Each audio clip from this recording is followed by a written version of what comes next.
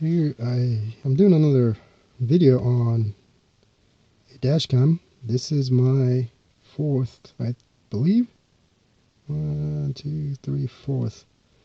I like taking a look at these cameras because they are useful. I have had success with some of the videos that they take, and well, it's time to replace the old one that I have. So I decided to go with this one because it's similar to the one that's on there, but the reason I like it is because you can stick it on there, and you know, once it's on the glass, no one can just pull it that easily.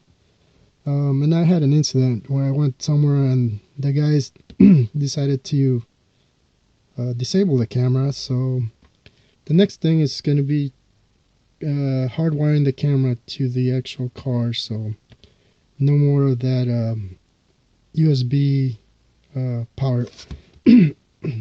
So let's take a look and see what we got. We just got it.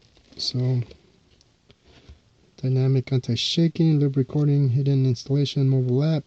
Oh, and that's the other thing. It's a Wi-Fi. There is no what do you call it? LCD or screen that anybody can look at except you with your phone. That's the reason I again went with this particular model. It's not the newest, but it worked. So that's why I'm sticking with it for now until I can really find something else that I find that I like. It is very bulky, as you can see. So the only difference is obviously that the card on the other one goes here, this one's on the side, and I think that's it. So let's take a look at what we get.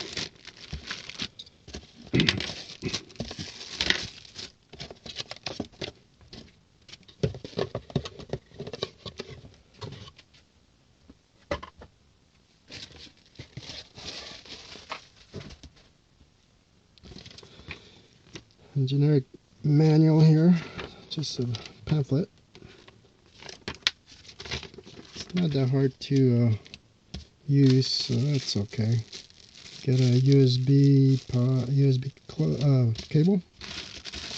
Then you get your not your USB, your cigarette lighter power adapter. And in this case, this one also comes with the hardwire. No, it doesn't. I thought it did, but it does come with the rear camera as well, which is similar to the one I had, except for that one just died for whatever reason. And instead of just buying the camera, I just went and got the whole thing because even though I changed the battery on the old one, it went bad again. So I'm just going to change it all. Sticky tape and 2 screws for that, if you do want to use them. So let's see here. So you get this one. This one's actually, it's meant to go around the mirror. I don't use that. And yeah, I don't use this either here. And this tape, I found out it's pretty crappy. So let's see if I can take these out without breaking it. I think it goes this way. Oh, there you go. So this one is different than the one I have. This one, it actually has a mount where you can remove it. I don't even bother using that. I just put the tape on here, the double-sided tape like here. Put it on here and stick this in front of the mirror because my mirror is farther back anyways. And then that keeps it kind of low profile in that sense. So that's just one example of how you can do that. As you can see, it's a little, it's got this silver ring which the other one doesn't. I'm not sure if this is a newer one than the other one. I think it was, but I can't remember. I just know they function very similarly. So that's just an extension for the back over there. I don't use that either. See the wiring here. I'm trying to remember if the old wiring is this small or is it bigger. I think it might be the same.